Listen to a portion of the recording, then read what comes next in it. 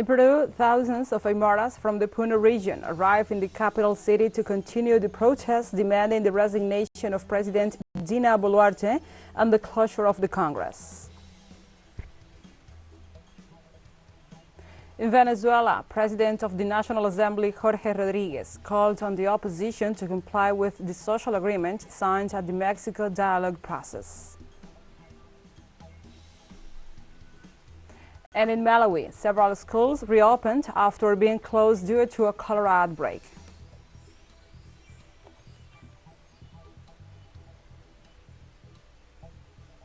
From the headquarters of TeleSUR English in Havana, Cuba, this is From the South.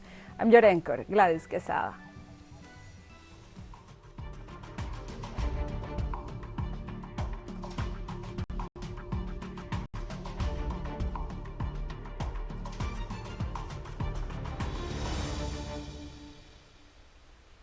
And now we begin with the news. On Wednesday in Peru, thousands of Aymaras from the Puno region arrived in Lima to join the protests demanding the resignation of President Dina Boluarte and the closure of the Congress.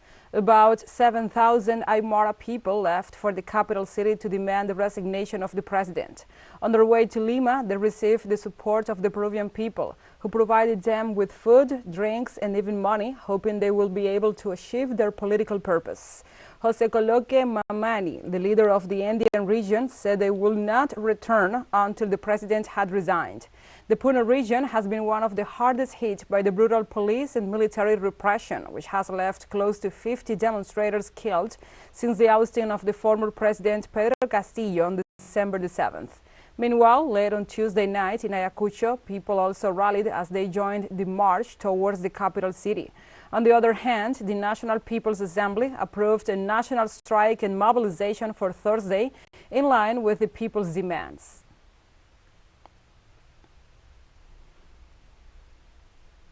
In the meantime, the Peruvian justice system admitted the habeas corpus request filed in favor of the former president Pedro Castillo, which seeks to annul his 18-month pretrial detention.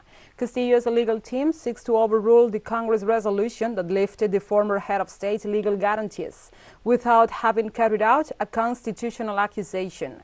The resolution of the Peruvian Congress against Pedro Castillo allowed the legislative body to remove him from office without being tried or having the possibility of defending himself against the accusation of alleged moral incapacity.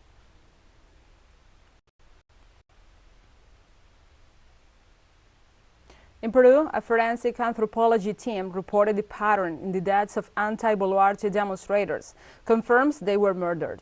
Forensic anthropologist Carmen Rosa Cardosa, founder of the Peruvian team of forensic anthropology, analyzed the content of the public records with information from the necropsy protocols of the deceased in Ayacucho. As a result, she concluded 6 of the 10 victims received lethal gunshots in the thorax, other 3 in the abdomen and 1 in the head. The necropsy reports show that 6 of the deceased presented open injuries caused by a firearm projectile. The coroner recorded that according to a study on patterns of firearm injuries, wounds to the head, neck, or thorax are associated with situations that violate human rights.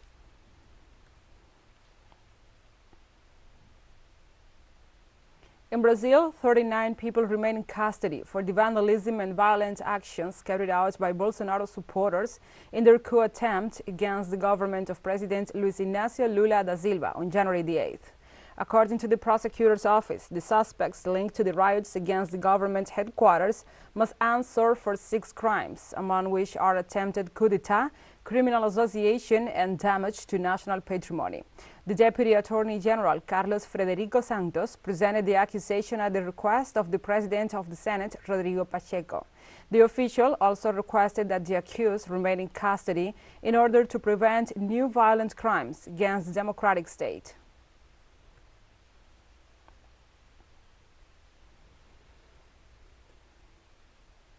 In Ecuador, the corruption scandal in the public companies that manage the strategic sectors has caused the government of Guillermo Lasso to announce measures in order to facilitate investigations. See the following note sent by our correspondent Henry Pillajo from Quito.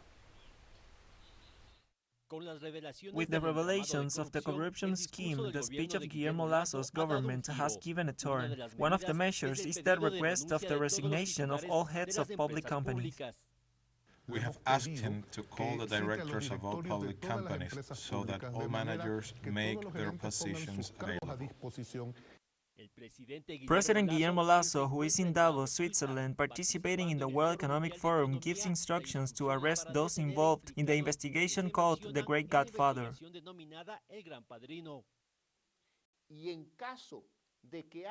And in case they have gone abroad, asking for the international support of Interpol to trace them, this decision has been brought to the knowledge of the Attorney General. Meanwhile, the digital media La Posta continues to reveal evidence of the corruption structure in public companies. These are audios in which there are conversations between former officials, men related to Danilo Carrera, brother-in-law of President Lasso. I would prefer that you give me $150,000 a month.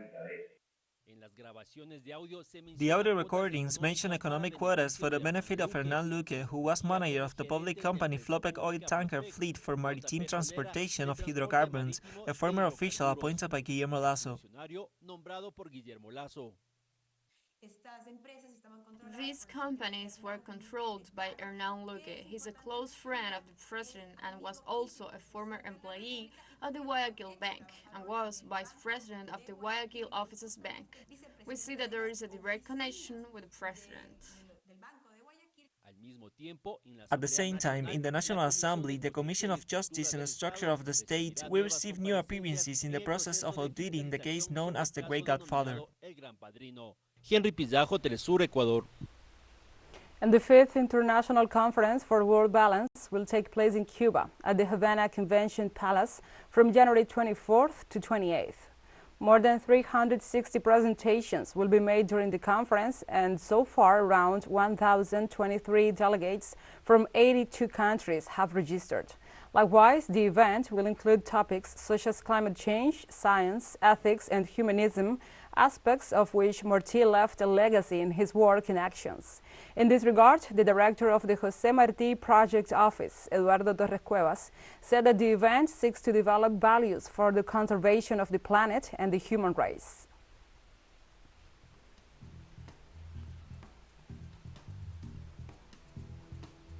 Let's take a short break, but first, remember you can follow us on our TikTok account at TeleSUR English, in which you will be able to see news in different formats, news updates, and more. Other stories coming up. Stay with us.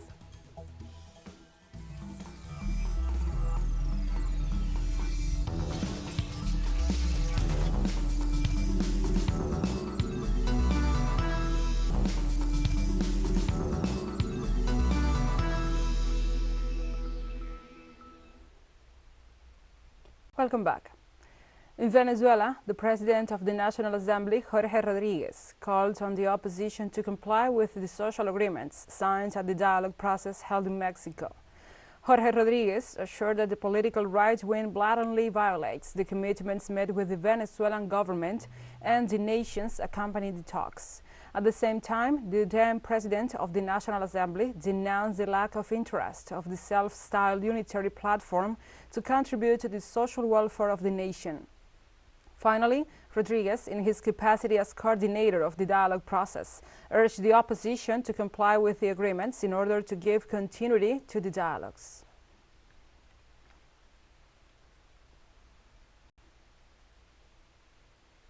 On Tuesday, during an interview upon his arrival in Zurich to participate in the World Economic Forum in Davos, Switzerland, the Colombian President Gustavo Pedro advocated for the Defense Minister Velasquez, who serves as an authority on the disbanded International Commission Against Impunity in Guatemala. It is only through ruptures such as those initiated by our Minister Velasquez in Guatemala that societies manage to discover paths of greater transparency where they can truly be the owners of power and not to the criminals who react. We are not going to allow that in this reaction. We are not going to allow that in the reaction, assuming a position that had to do with the United Nations, with transparency, honesty. He is attacked for what he has done. He is persecuted for his fight against impunity. He is cornered by those who exercise that impunity. So we will defend him. He will continue to be our minister. And anti-coal activists continue their protests in the German village of Luthera on Tuesday to try to stop the expansion of the adjacent Garzweiler open-cast coal mine. The community was evacuated by the police in recent days and remains sealed off. According to a police report, Swedish climate campaigner Greta Thunberg was detained alongside other activists during the protests but was released after an identity check. Activists fiercely demonstrate against the demolition of the village to make way for the coal mine expansion. They consider that the mine violates the Paris Climate Agreement's ambition to limit global temperature rise to 1.5 degrees Celsius above pre-industrial levels.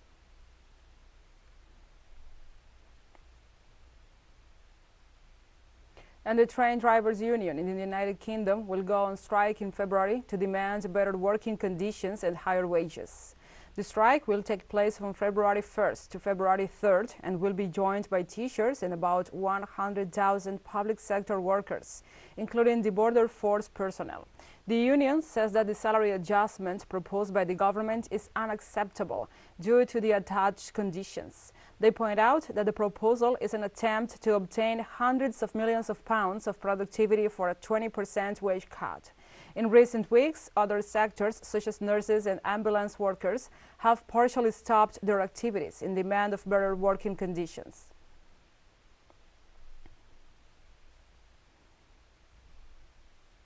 Also in the United Kingdom, trans rights protesters gathered on Tuesday to express their anger and disappointment after the government exercised an unprecedented veto to block a new law passed by the Edinburgh Parliament. The UK government will block Scotland's controversial gender reform bill, a move that, according to Scotland Secretary Alistair Jack, is likely to set up a legal showdown between the two governments. The legislation makes it easier and faster for people to officially change their gender in Scotland without the need for a medical diagnosis and lowered the qualifying age from 18 to 16. It also reduces from 2 years to 3 months for 16 and 17-year-olds the time needed for an applicant to go by their new gender before it is officially recognized.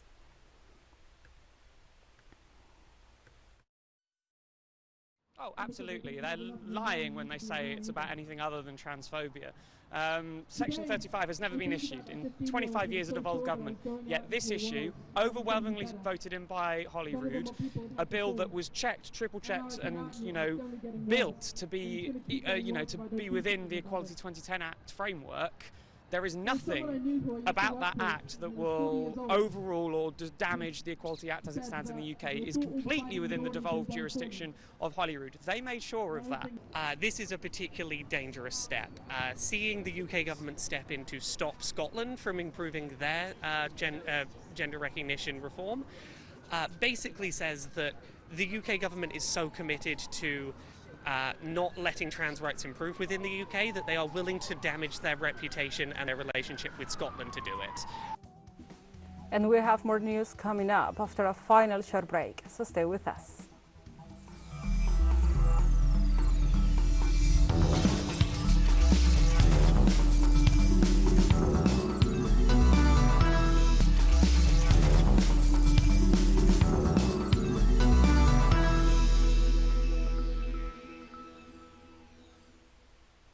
Welcome back to From the South.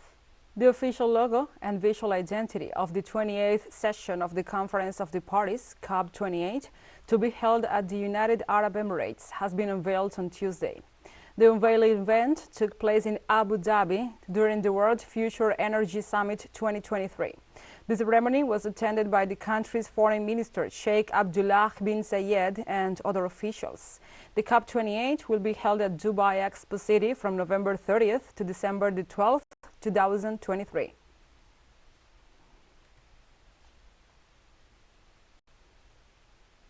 In Malawi, some schools reopened on Tuesday after being closed due to a cholera outbreak. According to local authorities, schools in the Malawian cities of Lilongwe and Bilantre are opening or reopening after the Ministry of Health closed them for 2 weeks due to a cholera outbreak that has affected the entire country, with the two cities the hardest hit. The impoverished southern African country has recorded nearly 18,000 cases of the disease and 595 fatalities since March 2022 in what the UN says it is the largest outbreak to hit the nation in 10 years. However, despite the reopening measure, the Ministry of Health declared that the start of the school year for primary and secondary school pupils in the capital Lilongwe and the southern city of Bilantre could be delayed by at least 2 weeks.